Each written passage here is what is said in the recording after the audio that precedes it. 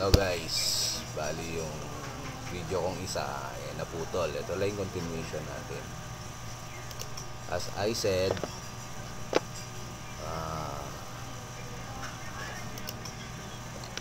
naglabas na tayo ng stable version.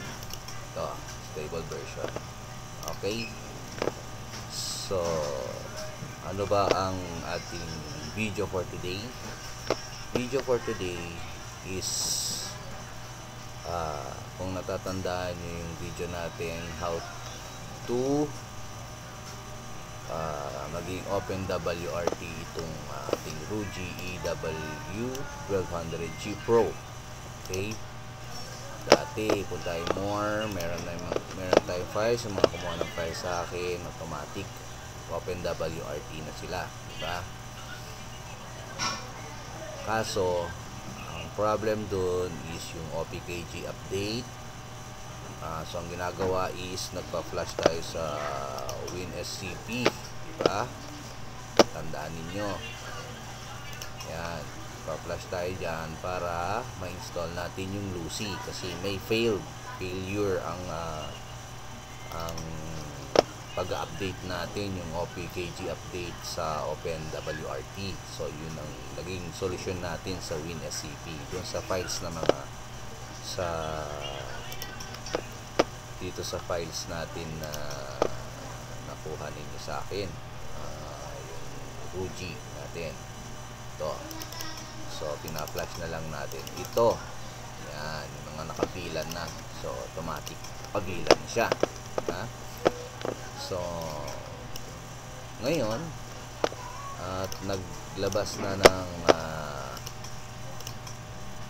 stable version. Naglabas na tayo ng stable version in which hindi mo na kailangan ng WinSCP.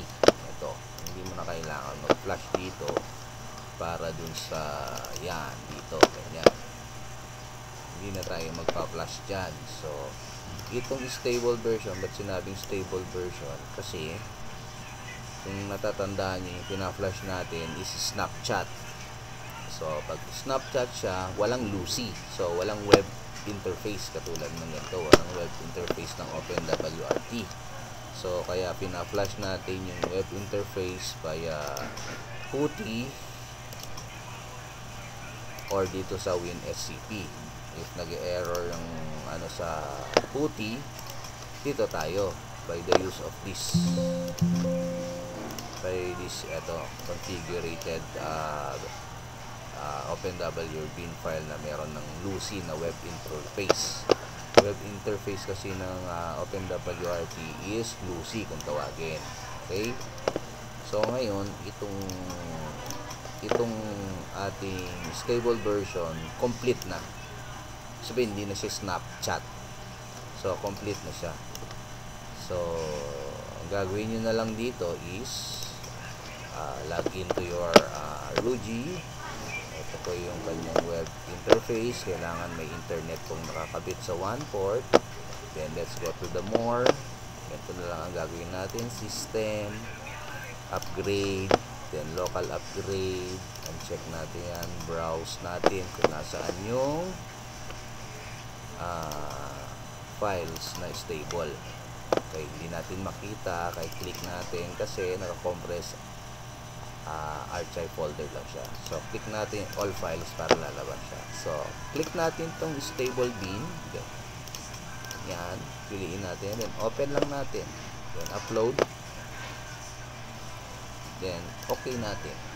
Yan, automatic diretso na tayo dito 192. Tatype nyo na lang ito. So wala pa, no, kasi flashing pa lang siya. Hintayin natin matapos yan at open natin ang network adapters natin. Hindi pa siya nag-disconnect, so nagpa-flash pa lang siya. Okay, so makita natin kumikindat-kindat ang ating LED light ng ROGE dun sa kanyang logo na kulay blue. Hintayin lang natin. Pag na-busy yan, then go to your browser lang, then type nyo yung 192.168.1.1 na default IP ng open WRT, at papasok mo kayo sa Lucy webpage. Okay? Hindi na tayo mag-install pa sa WinSCP like that. So, isang rectang ano na lang siya. Pero no configuration siya. Ayan, itong stable. Walang configuration. Good as open WRT lang siya. So, once na na-flash na yan, so, ayan na. Mag-disconnect na. So, hintayin lang natin siya na mag-connect. Ayan. Hintayin lang natin. So, wait natin, ha? Identifying. Okay. So, one click upload lang natin dito, no? Okay. Hintayin natin. Identified. Magdi-disconnect pa yan. Hintayin nyo lang. Disconnect, connect kasi mangyayari dito. Kasi nagpa-flashing siya. Just wait lang. Okay. Kikita natin dito internet connected. Yan, na-disconnect na siya. Connected ulit.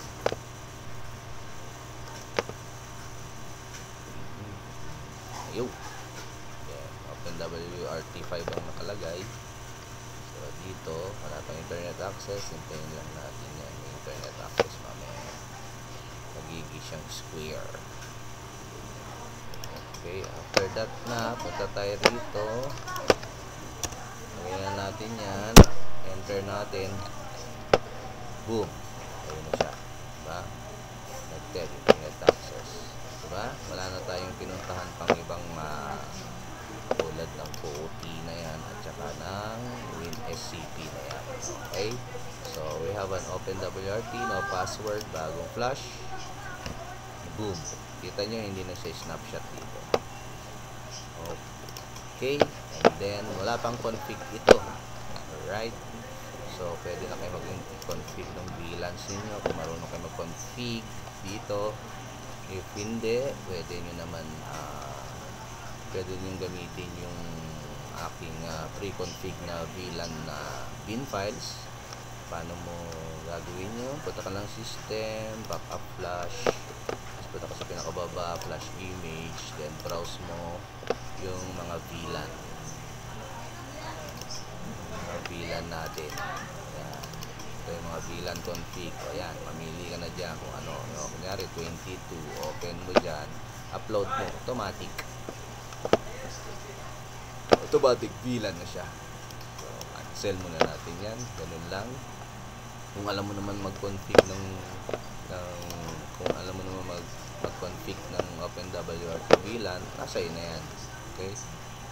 So, syempre, yung sinasabi nating software, hindi tayo makapag-update list.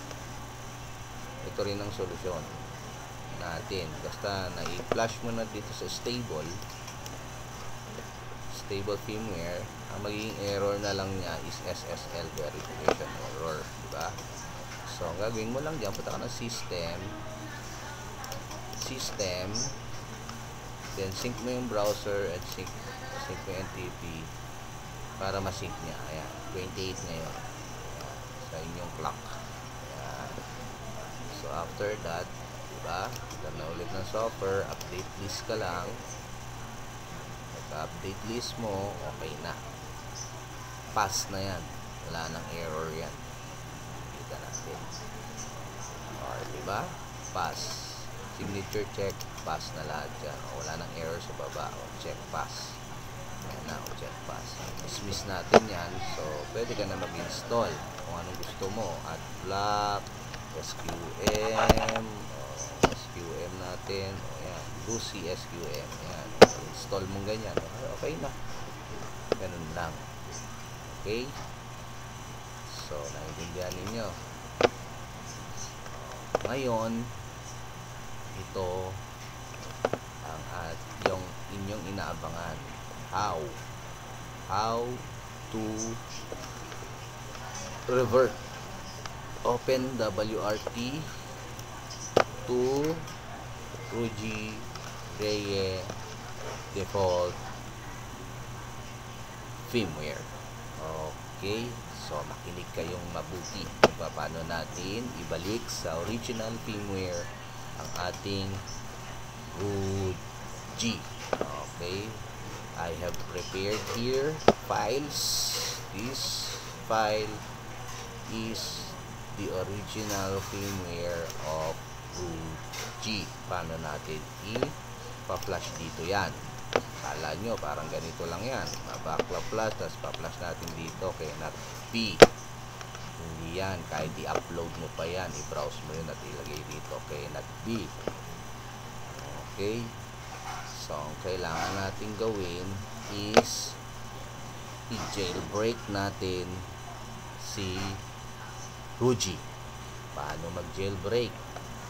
Okay, yan, kailangan natin mag-install ng breed. Ito na yung breed U-boot bin nya. Okay, palitan natin yung U-boot nya as breed web so we can flash this full dump ng Ruji. Okay, para full dump default original firmware ng Ruji. Ito siya. Okay, ito yung OpenWRT natin na stable. Okay, intindihan ninyo. Okay, bago natin i-flash itong full dump, you have to download an HXD or hex editor. Okay, kahit anong hex editor. Okay, so ito na-install ko na siya. Ayan, search nyo lang Google HXD hex editor dito. Yan, punta ka lang ng downloads. Yan, tapos punta kayo sa English. Ito, yan, download nyo lang yan. After nyo na download, extract ninyo. After extract nyo, ito na yun. Tapos double click, install nyo lang. After nyo ma-install, okay na yan. Once na-install nyo na yan, right click nyo itong original firmware. Bakit ko kailangan kasi dito? Yan, right click mo yan, open with XXD hex editor. Open natin. Yan. So, in-open natin.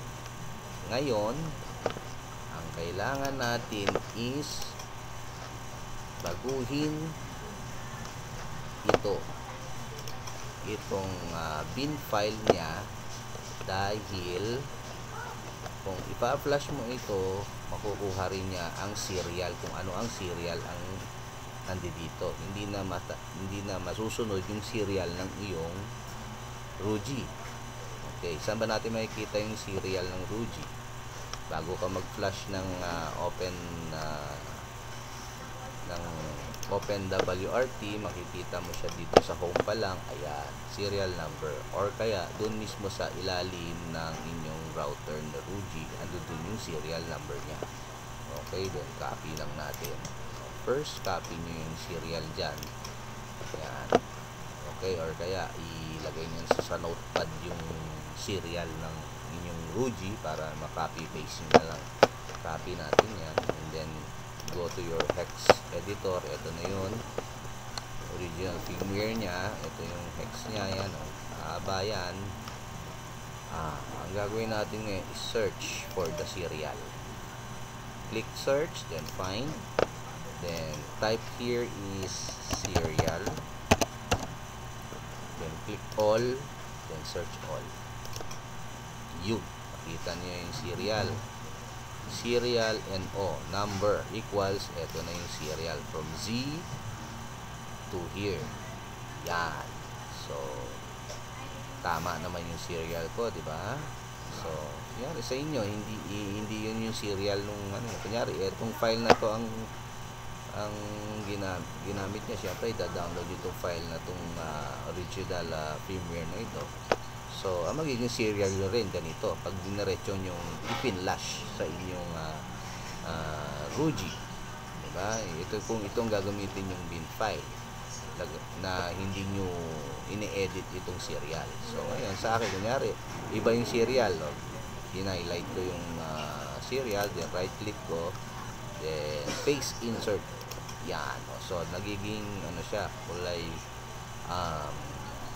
tawag nito, kulay red kasi inedit natin. Yan. Kaya ibang serial yan. So ilagay mo yung tamang serial dito. Okay? And then file, save mo lang. Click save. Hindi na siya ngayon ano. Yan ang ngayon na magiging serial nung bin file mo. Okay? Para itama lang natin. Okay?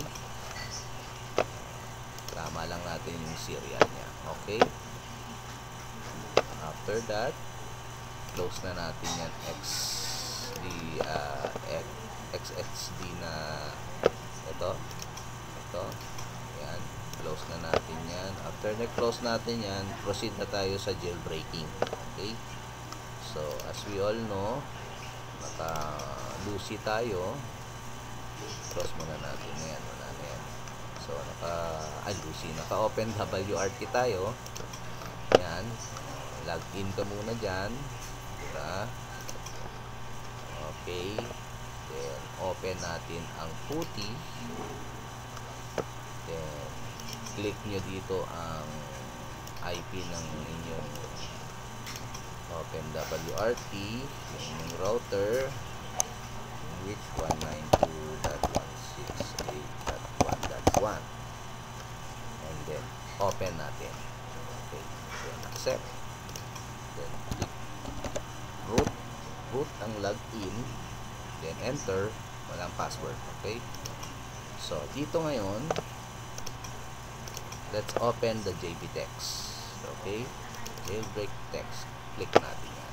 Okay, nandito na rin yung hex editor link download. Ayan, copy paste nyo na lang sa browser. So ang una natin gagawin is this, number 1, JP process number 1. Copy mo lang to. Ito yung mga commands. Okay? Copy. Then, paste mo lang dito. Then, hit enter. Ayan. Kita nyo, wala nang failed yan. Panay pass na. Okay? Ayan. Hintayin lang natin matapos yan at pakompleto.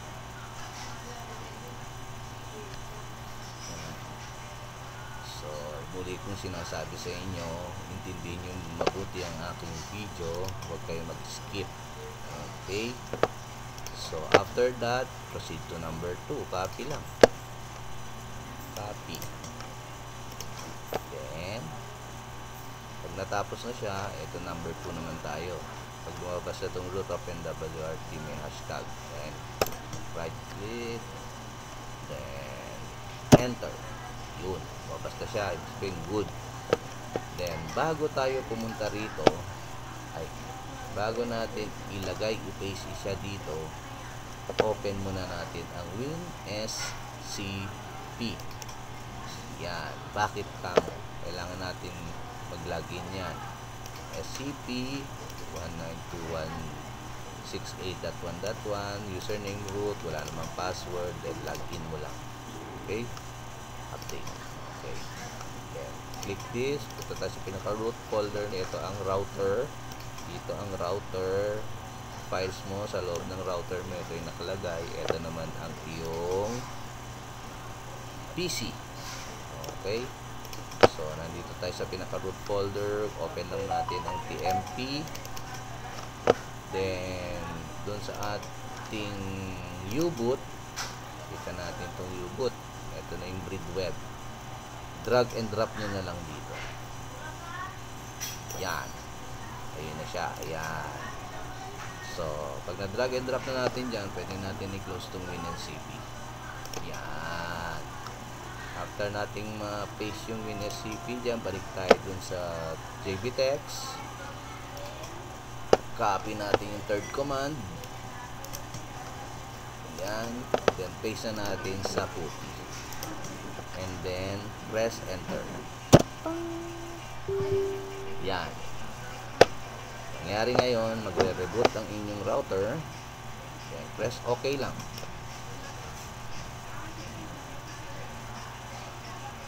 Yan. Sabihin, disconnect na. Okay yan, goods. So, pwede na natin ano yan. Okay. ito, wala na.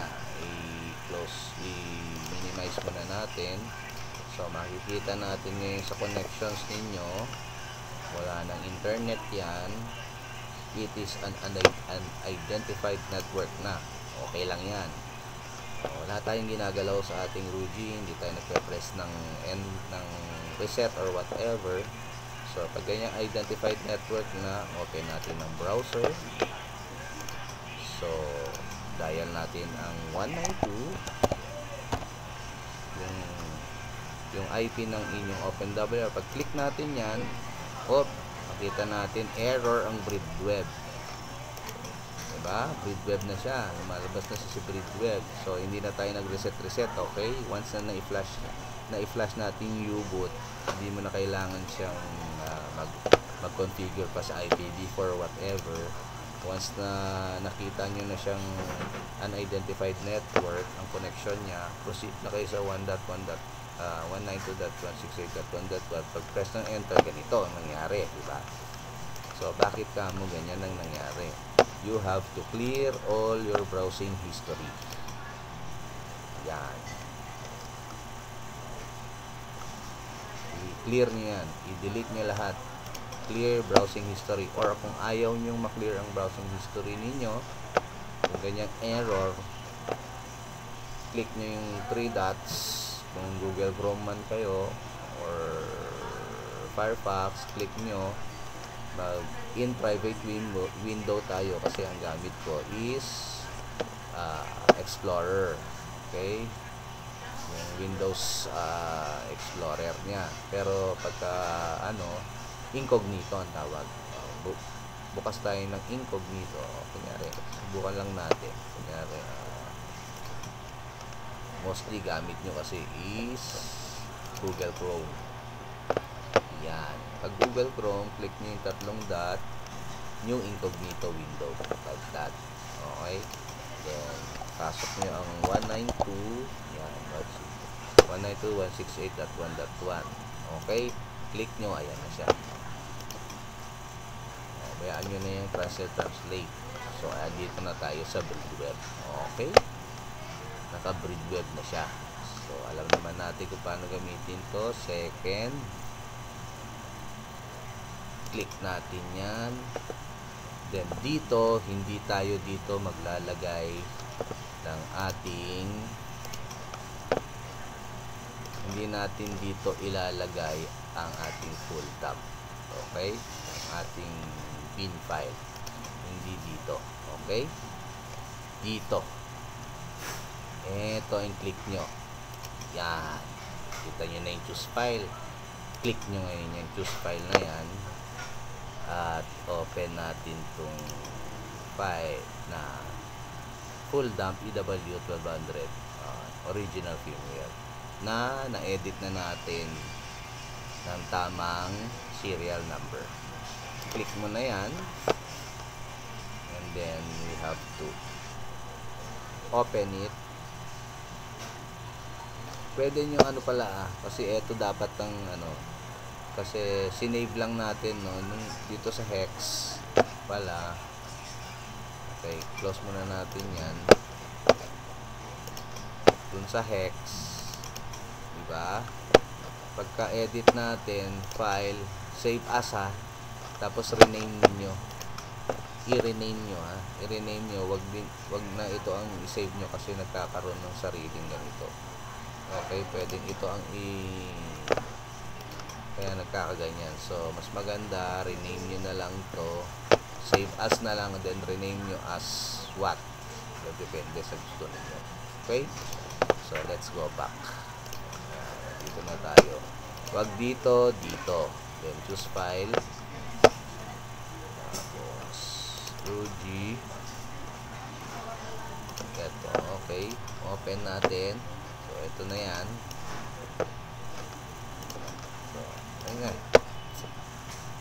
Yan.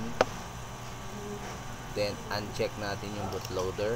Uncheck natin yung EEPROM. Check natin yung restart.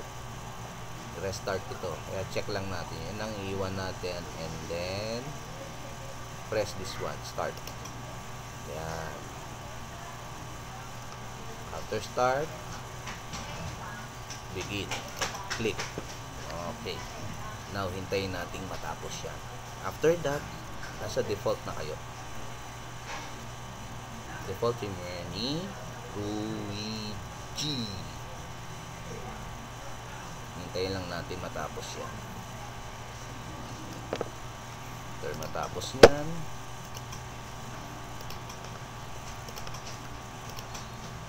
lagay na natin dito yung ano ni Ruby yan, 110.1. So wala pa kasi unidentified pa siya. So mag-disconnect naman yan. Pag naka-connect na yan, makita nyo Ruby or network bla bla bla. So tayo lang natin matapos. Tapusin lang natin. Okay. 49%, 50%. Okay.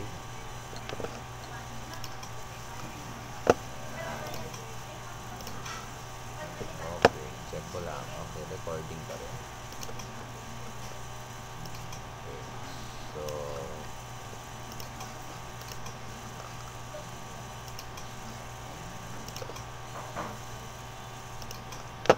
ayun, disconnect na. Full na siya, di ba? So, pwede na natin close to. Yan. So, identifying na siya.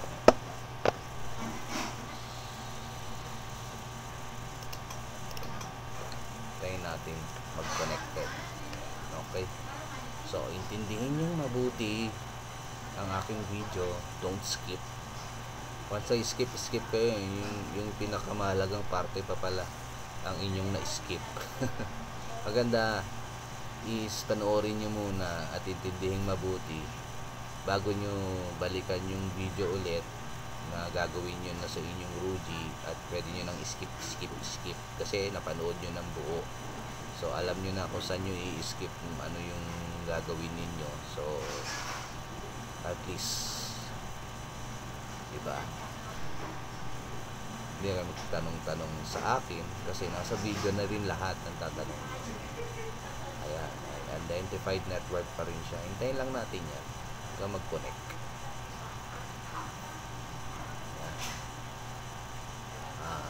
Kumukuti-kuti tap pa lang naman ang ating Rugy. Hintayin natin yan. Ayan na siya. Nakita nyo po.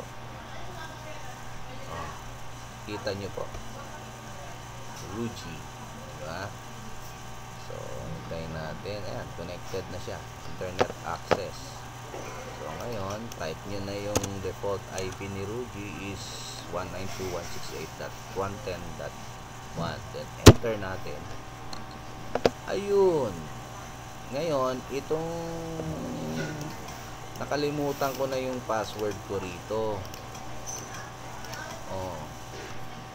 Laging so ganito ang nakalagay siya. So after natin na makita na nag-load na ito na mayroong password na ganyan, nakalimutan ko ang password, you have to reset. Ngayon yung Rugy nyo, click nyo na yung reset button ng 10 to 20 seconds. Ngayon i-reset natin, no? Kasi nakalimutan ko na yung password ko rito. Yung nagawa kong full dump is may password pala. So, nakalimutan ko na siya, guys. So, reset nyo na lang yung Rugy ninyo. So, again, reset ko na. 1, 2, 3, 4, 5, 6, 7, 8, 9, 10. Okay na yung 10 seconds sa akin. Ngayon, makikita natin is magdi-disconnect siya kasi ni-reset ko. Okay? So, magko-connect na siya.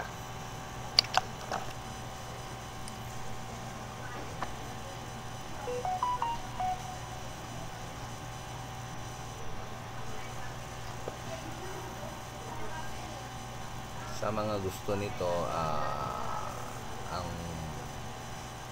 pwede ko kayong i-remote kung gusto nyo ibalik dito. I-remote ko kayo or gusto nyo yung stable stable bin file ng Rugy, pwede kayo magpa-remote sa akin. So wala nang files ngayon, remote na lang sa akin. So ang schedule ng pa-remote sa akin, basta't hindi EPM nyo lang ako from 10:30 AM to 5 PM only. Okay? Pwede kayo remote dyan. Kung sabay-sabay kayo magpaparemote, kung sino yung naunang nag-PM sa akin at nakasalang, maghintay na lang po yung kasunod. Okay? May konting fee, pero syempre pinaghirapan din natin, tinuturo natin sa inyo. If you want the file, meron din fee. Okay? So ayan, basta once magpaparemote kayo, you have to download a PuTTY, install nyo na sa computer. You have to download WinSCP to your computer. Kailangan meron na yan, nasa desktop na lahat, para hindi na ako kung saan pa maghanap. And the XXD, okay, text editor, yan, dapat meron na po yan. So ngayon, okay, nag-restart na, nag-connect na. Okay, refresh lang natin. Ayun, welcome. And now, success na tayo. Configure. Yan, kailangan na kayong may nakalagay internet. Sige, next. Lagay natin password ko. Yun, again lang, 1290. Save na lang natin sa password sa Wi-Fi. Override. Hintayin natin, counting.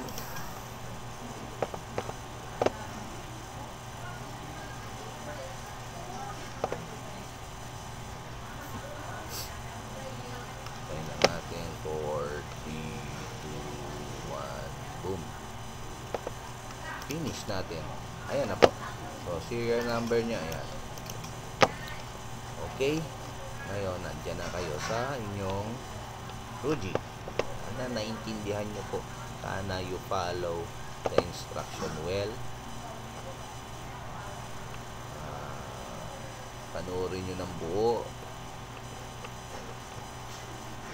Patience lang sa paggawa at hindi kayo malilito at hindi nyo mabibreak ang inyong Rugy. If medyo complex para sa inyo na gawin ito, just PM me, I'll remote you. Yan na po yung mga request ng iba na paano ibalik sa dating firmware. Okay guys, that's all. Let's check internet. Yes, syempre meron yan. Excuse me. Okay. Ayan na. Okay guys, yun lang. And thanks for watching my video.